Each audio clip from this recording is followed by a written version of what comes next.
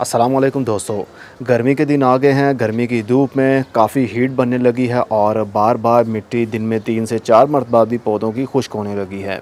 तो ऐसे में कभी भी दिन के टाइम मतलब जब सूरज की हीट बनी हो, पौधों के ऊपर धूप पड़ रही हो, तो पौधों को कभी पानी नहीं देना चाहिए। ना तो पौधों के पत्तों के ऊपर उसको शावर करें पानी को, और ना ही गमलों में पानी डालें, और ना ही ज़मीन में।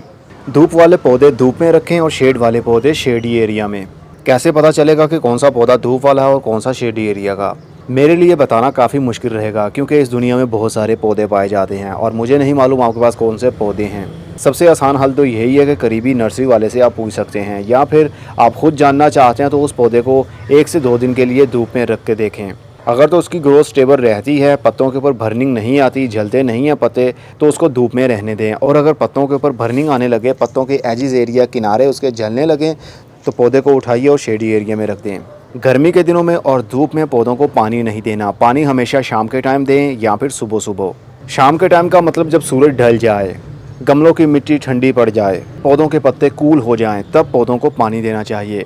ऐसा शाम के टाइम हो सकता है 6 बजे या 7 बजे के बाद में, या पूरी रात किसी भी टाइम आप पानी दे सकते हैं, या फिर सूरज निकलने से पहले पहले सुबह सुबह 5 बजे, 6 बजे, 7 बजे या 8 बजे भी पानी दिया जा सकता है, क्योंकि 8 बजे भी सूरज की धूप में वो हीट नहीं होती जो 12 बजे के बाद में बढ़ती है।